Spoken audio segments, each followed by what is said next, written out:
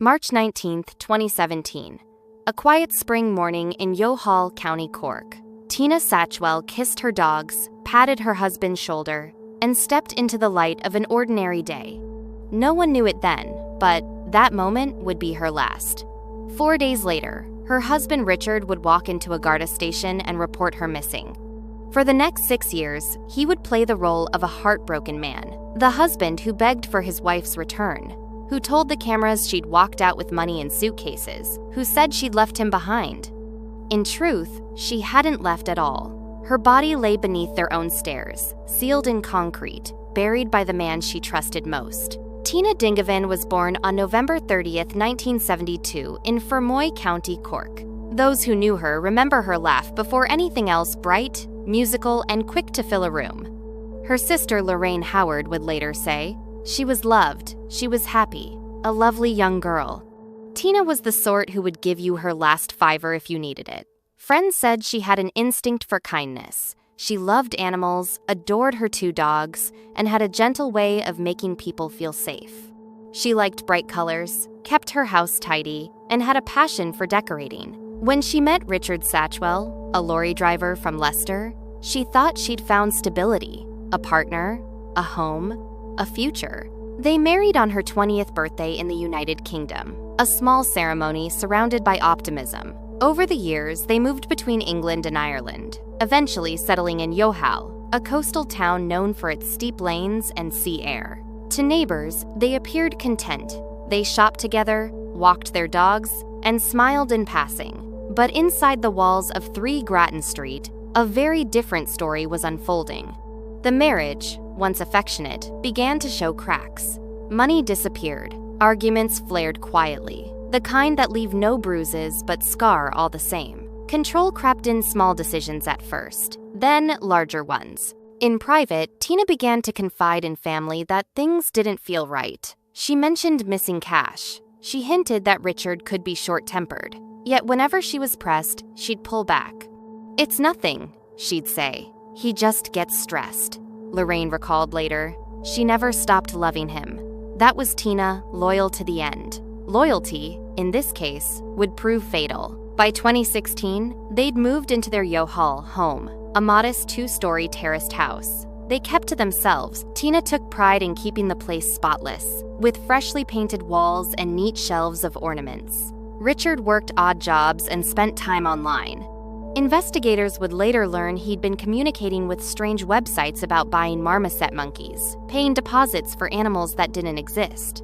To outsiders, it seemed eccentric. To Gardaí, years later, it looked like another layer in his pattern of deception. Early 2017 brought tension neither would admit publicly. Tina began to question the marriage. She spoke to friends about needing space, about wanting to visit family. She sounded different, one friend told reporters. Not panicked, just ready for change. She still loved her dogs and her home, but she was tired. Tired of the small lies, the empty bank account, the way he made her doubt herself. And Richard sensed it. Control, for men like him, is oxygen. Losing it means suffocation. That spring, he began planning for the day she'd leave. Not how to stop her, but how to make sure she never could. On the morning of March 19, 2017, witnesses saw Tina and Richard at a car boot sale in Youghal. She looked relaxed, wearing jeans and a light jacket, chatting politely. That would be the last confirmed sighting of her alive. The next day, Richard said, she'd asked him to go to Aldi in Dungarvan to buy groceries. She wanted apples, soda, water. He'd later tell police. "I left about 10:30. When I got back, she was gone." He claimed she'd taken 2 suitcases and €26,000 from a box in the attic savings she'd apparently hidden. "I thought she'd gone to her family," he told detectives. "Maybe she needed time." On March 24th, 4 days later, he reported her missing at Fermoy Garda station. He wept in interviews, shaking his head. "Tina, if you're listening, please come home. You're not in trouble. I just want you back." The story spread quickly across Ireland, a missing woman. No crime scene, no witnesses, no sign of struggle. Gardaí searched banks, ports, phone records, nothing. Her passport was untouched, her social welfare card dormant.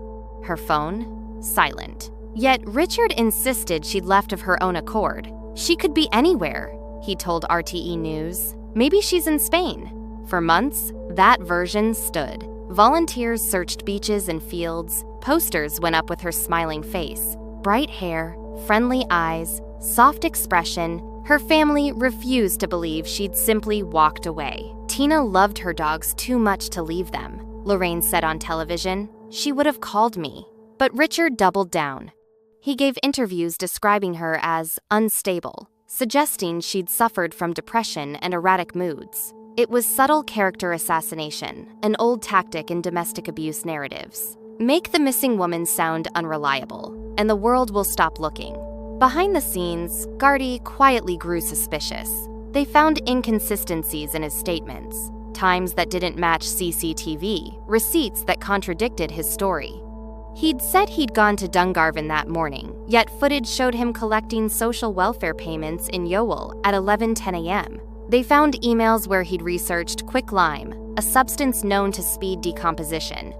They found that he'd tried to sell a chest freezer online for free shortly after Tina's disappearance, the same freezer that would later be found to have stored her body. In the years that followed, the case went cold publicly, but not privately. Detectives re-interviewed witnesses, combed financial records, and reviewed the house multiple times.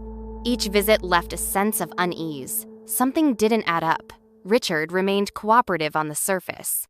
He even appeared on television again in 2018, telling The Sun, "I loved her. I'd never harm Tina. I just want her safe."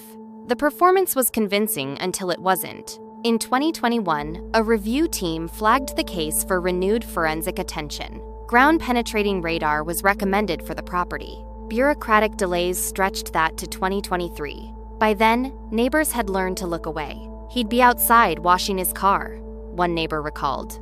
"You'd think, how can he live like that, not knowing where she is?" The answer came on October 10, 2023. Gardaí arrived at 3 Grattan Street with a search warrant. Excavation equipment rolled in. The small terraced home was cordoned off. Over several days, forensic teams dismantled the stairwell piece by piece. Beneath a layer of concrete, they found black plastic sheeting. Inside it, skeletal remains. The news broke on October 11th. The remains were those of Tina Satchwell. Forensic dental records confirmed it. A woman missing 6.5 years had been in her own house all along. She had never left. She had been buried by her husband.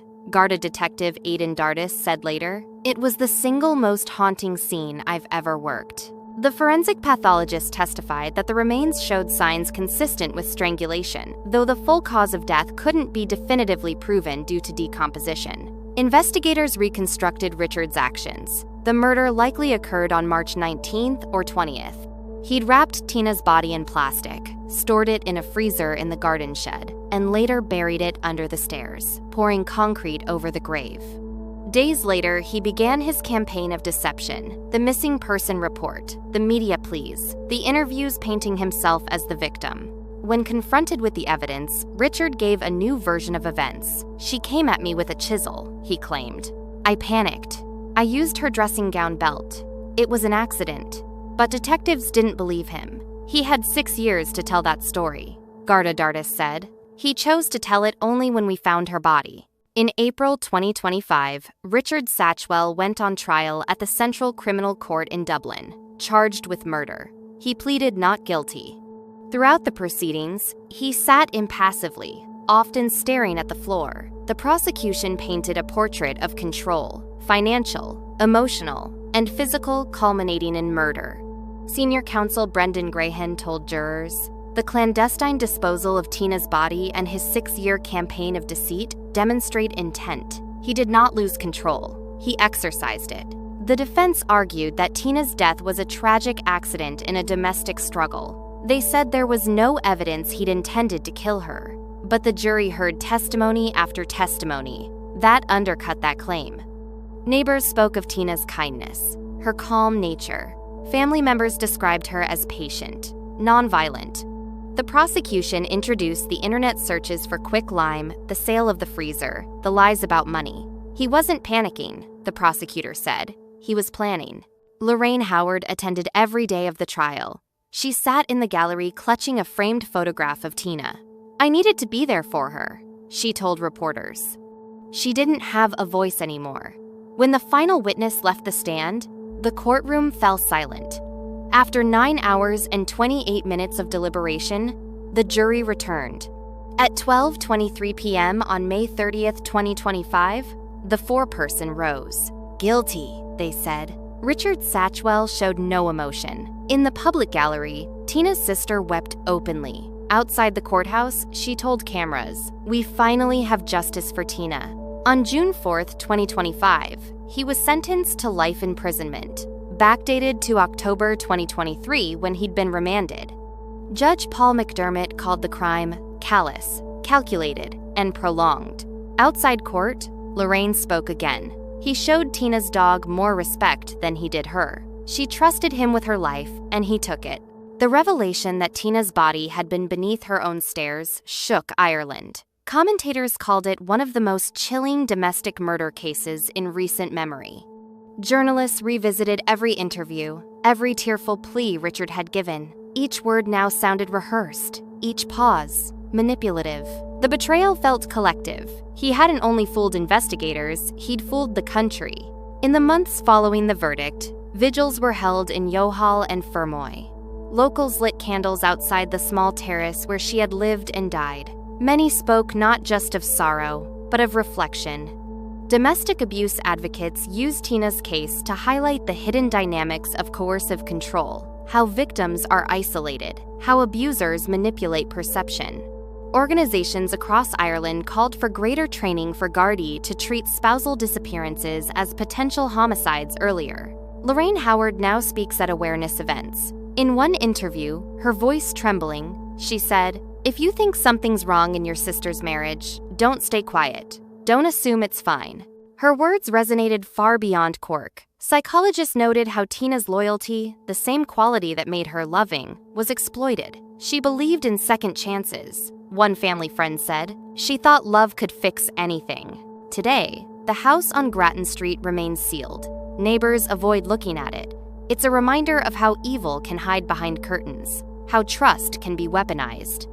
Garda Commissioner Drew Harris said, "The case underscores the courage of investigators who refused to let this go, and the enduring pain of families left behind." In life, Tina Satchwell loved small things, decorating, her dogs, her family. In death, she became a symbol for countless women silenced by fear, by manipulation, by men who think love is ownership. Her family wants her remembered not as a victim, but as a person who deserved safety. As the final lines of the verdict echoed through that Dublin courtroom, justice at last spoke for her. The man who spent 6 years pretending to grieve will spend the rest of his life in a cell. Tina will never walk her dogs along the Youghal seafront again. But her story now walks with us, a warning carved in truth. Because behind every headline, there's a heartbeat. Behind every case, a woman who trusted. Tina Satchwell trusted the wrong man, and he planned her death for months. So, as you finish watching, take a moment to think about the signs we often dismiss. The controlling text messages, the isolation, the sudden explanations that don't quite make sense. If something feels off, it probably is. Speak up. Check on your friends. Because silence protects abusers, not victims. Tina's story reminds us that evil rarely looks like evil. Sometimes it looks like a husband crying on camera, a neighbor washing his car, a man saying, "I just want her back." If you've made it this far, thank you for listening, for remembering her name. Please like this video to honor Tina's memory. Comment below what part of this case struck you most. And subscribe to Evidence Uncovered to ensure her voice and the voices of others like her are never buried again.